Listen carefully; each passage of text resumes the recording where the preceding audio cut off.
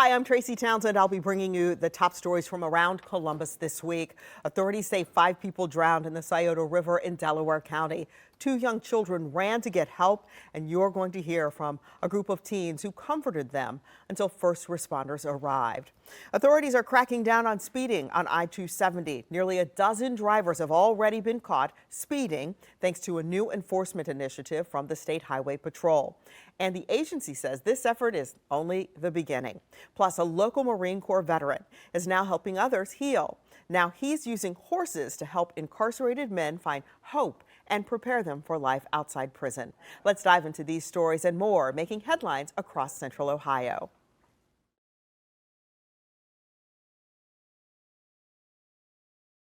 This drone video we shot on Monday shows divers and multiple crews working to find those family members. The tragedy still shocking for those who are at the reservoir today. Well, it's disturbing, and it's still very mysterious as to what happened. Investigators say one person went into the water to swim and began struggling. Others jumped in to help, but they also ran into trouble. The O'Shaughnessy Reservoir is operated and managed by the city of Columbus. According to the Parks and Recreation Department, swimming is not allowed. John Gaylord is a frequent boater.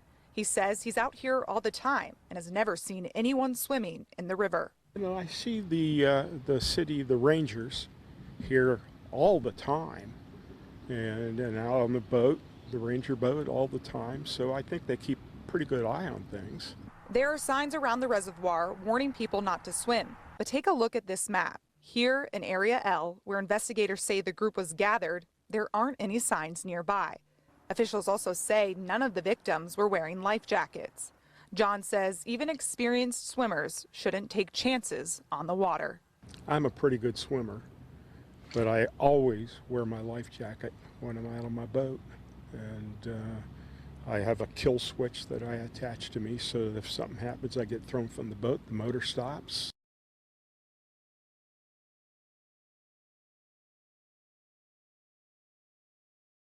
He was holding the boy and I was holding the girl, and we were running across the street with them in our arms. It's a night Lauren Velasquez will never forget. Just after 9 on Sunday, she and her friend Jordan Karhoff were on their way to get ice cream with her siblings when they saw 2 young children alone on Riverside Drive. I mean, we literally saw cars driving by these kids, and we're like, what has happened? I was like, are you guys okay? And then that's when they screamed, our parents are dead. And they were both just screaming our parents are dead, our parents are dead. The teens say they pulled over immediately and called for help. They spoke very, very broken English, so it was like you were getting bits and pieces of what they were saying. The little kids were just shaking. The girl had no clothes on. She was latched onto me. So that's when I took off my shirt and I gave it to her. Jordan asked where their parents were. Then the children led them to the Scioto River while they all waited for first responders. You never want to see a kid lose both of their parents, become orphans. So that was just heartbreaking to see when the people got pulled out of the water. Even after authorities arrived, the teens stayed to comfort the little boy and girl. And she was literally grabbing us when the medics wanted to go and check her out. She was like, please do not leave me. Days later, they can't stop thinking about those kids. I still want to go see her, want to take her to ice cream. It's so soon, but I'm just I haven't been able to stop thinking about her, because I feel not only I feel we have a connection, but I feel she will always be a part of my life. The whole group glad they stopped when they did. I just felt compelled to act and do the right thing for these kids. It happened, we acted, and then it was we were just almost meant to be here for them.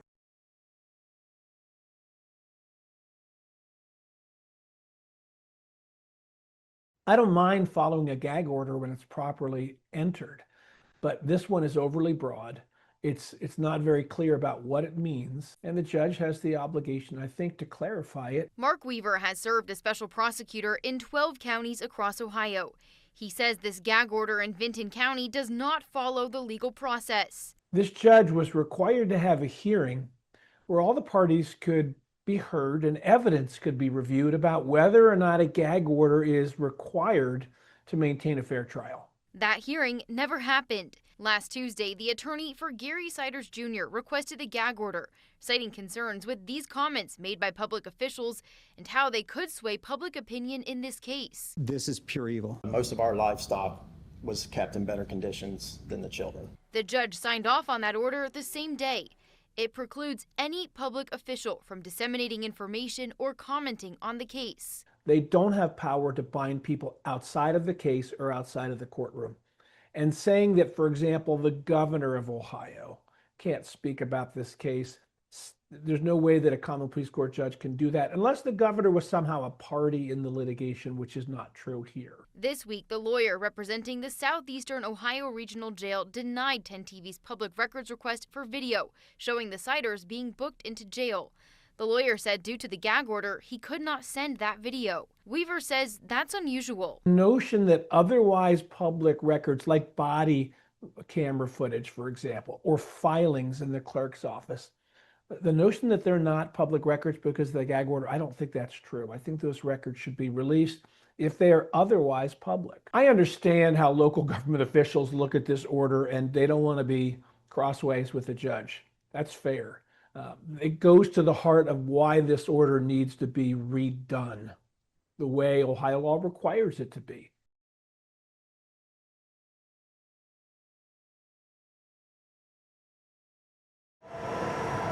It's the calm after the storm. Neighbors on Madison Street in Newark shared stories of what they heard yesterday as a microburst hit this area hard. It started shaking at first, like it almost felt like it was an earthquake because of how everything was shaking on my dresser. And then once this fell, it felt like, I don't know, like our street, like our house was like rumbling, like shaking almost. Just the amount of loudness and the bang and how big it was. When Madison Priest looked outside, a large tree had fallen and smashed against her house. Very lucky, because if it would have went through the house, it actually would have went through his room, which is the front window, and then it would have went through my room, which is these side windows right here. So I would have actually been crushed yesterday. Then she saw the church roof in the street. You look up at the roof and how bad that is. From the aerial view with the little drone they had, it shows that it didn't break all the way through the roof, that there's some type of roofing on top that's kind of secured everything, so probably the inside is okay. Pastor Robert Cobb was told he can't go in until inspectors get a chance to look and see if it's safe. By the way the bricks in the walls are leaning, Cobb says he's saying his prayers that no one was hurt. As a man of faith, do you think God was watching out for everyone in this neighborhood yesterday, that no one was injured? Yeah, that was such a blessing. And we always say nothing takes God by surprise. So he knew it was coming, and the timing was perfect. The school had just let out, and no one was inside. Now, both the church and the school are looking for temporary space until they figure out if this church can be repaired or rebuilt. Thankful that everybody, nobody was hurt. Buildings can be replaced, but people can't.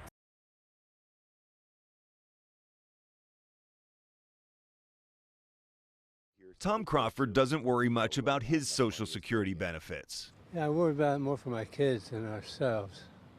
I think they'll probably keep it funded through my lifetime. But 33-year-old Alex Lerma is thinking decades ahead. I'm newly engaged and, plan to be married soon and want to have kids and all that. And, if I don't have it, what's going to happen with my kids, Leaders in Washington are thinking 6 years ahead. The Social Security Advisory Board estimates the program's trust fund will become insolvent in 2032, leading to an across-the-board 22% benefit cut, unless Congress acts before then.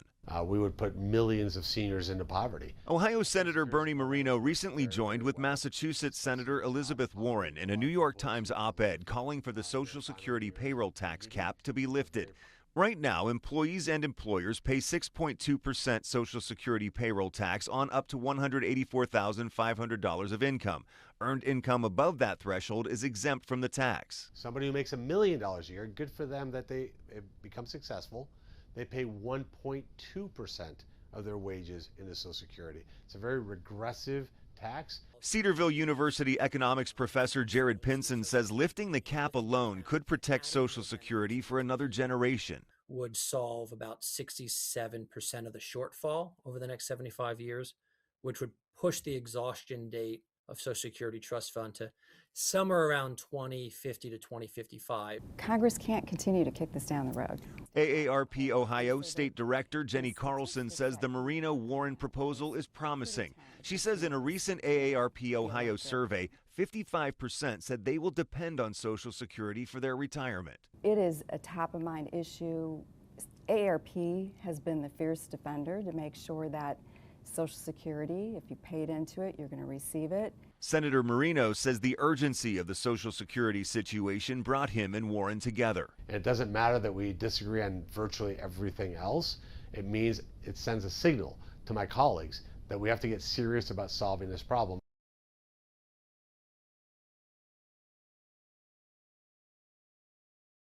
Well, the city of Marion received this letter from the state auditor's office declaring a fiscal emergency. And the mayor tells me this is actually good news because now the city is going to get the help it needs. Bill Collins has been mayor for 3 years and knew the city was in poor financial shape when he took office. We have been really tightening down on our budgets and have taken steps to increase revenues as far as raising rates. He said the city has not had a full financial audit since 2019. How much in debt is the city right now? Well, see, and that's a good question because the reconciliations haven't been completed. Which is why Collins asked the state auditor for help. Keith Faber's office sent the city this letter declaring a fiscal emergency. 14 cities and townships in Ohio are currently in fiscal emergencies. The day-to-day operations of the city should remain relatively intact going forward. However, they're going to have to tighten their belt. Collins explains residents and city employees should consider this a good thing. They can only improve from here and get expert help from a state commission. This commission is going to go in and try and provide some financial stability and some financial oversight where the city hasn't been able to do that. Marion's books and records have been in an uproar at least as far back as 2019, and it's time for them to get their books and records in order. That is a very scary thing to hear for a lot of people, and I wanted to, assure the people in our community and our workers and that it also brings with it a lot of resources. The mayor tells me he has about 2 weeks to nominate people for the commission. Then the commission has about 120 days to put together a plan to help balance the city's budget. In Marion, Lacey Crisp, 10 TV News.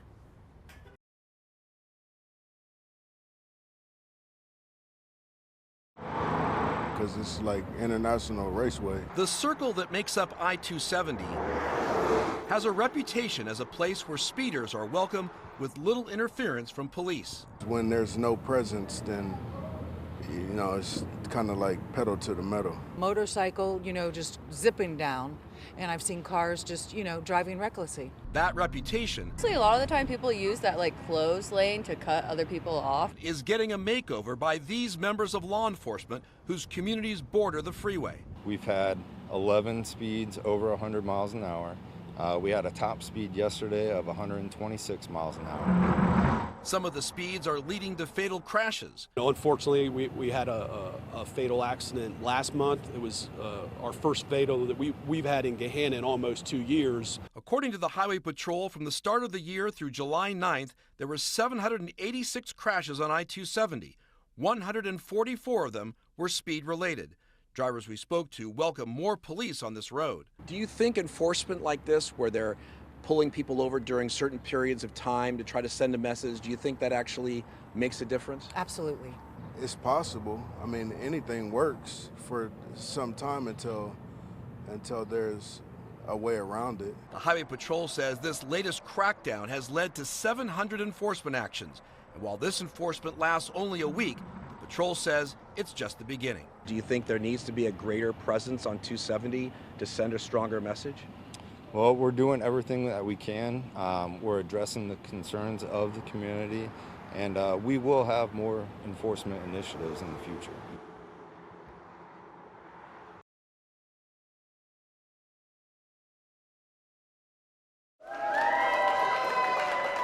A round of applause and a shower of balloons for Charlie Buck, who says of turning 100 years old, "Feels great."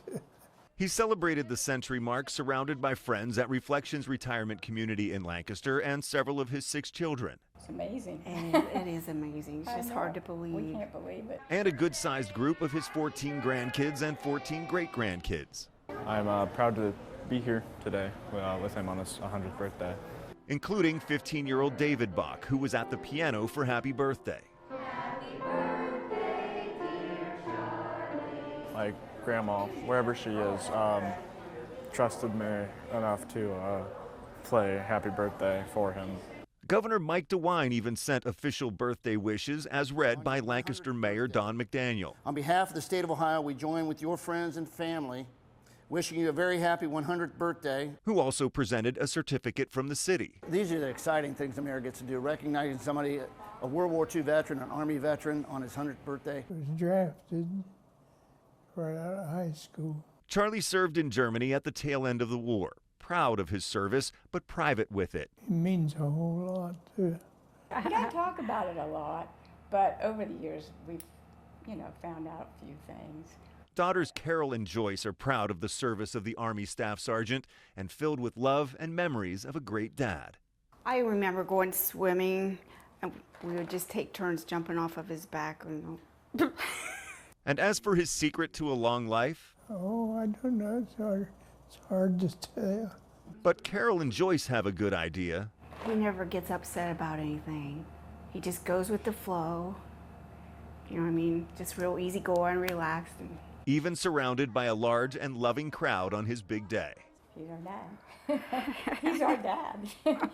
That's special enough. Happy birthday, Charlie. And thank you for your service. In Lancaster, Doug Petcash, 10 TV News.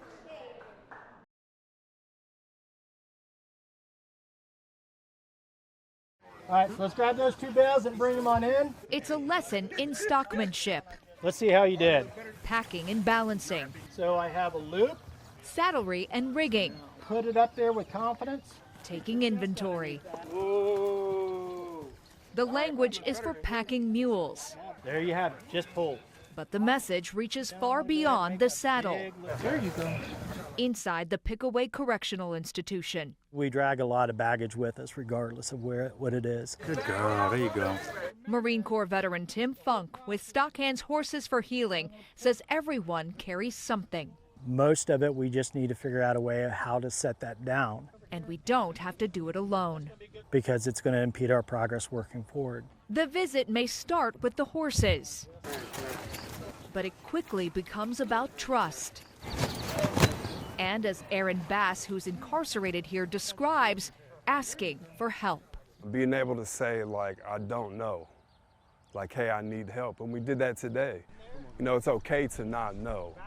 It's okay to reach out to use services like mental health. I want it to look just like that. Most of the men here have never been around a horse. To me, it's like a spiritual experience. The horse can sense your heartbeat 10 feet away. So they have this sense of connection before you even get close to them. Tim says that's exactly why horses work. They don't care why someone is here. They're going to see you as you are. That connection is part of the facility's focus on mental health. Warden George Frederick, a Navy veteran himself, says programs like this prepare the men for life beyond these walls. Because you always want to make sure that the guys have hope. And when you bring things in like this, it gives them hope. And hope is what keeps them thriving and being able to look forward to the next day. Hope is something Tim understands personally. I got in a lot of trouble a long time ago. After leaving the Marine Corps, Tim says he struggled to find his footing. If it wasn't for the horse helping me kind of turn my life around. Now he hopes they do the same for someone else. You guys did a really nice job. Many of the men here will leave the facility and come back to the community.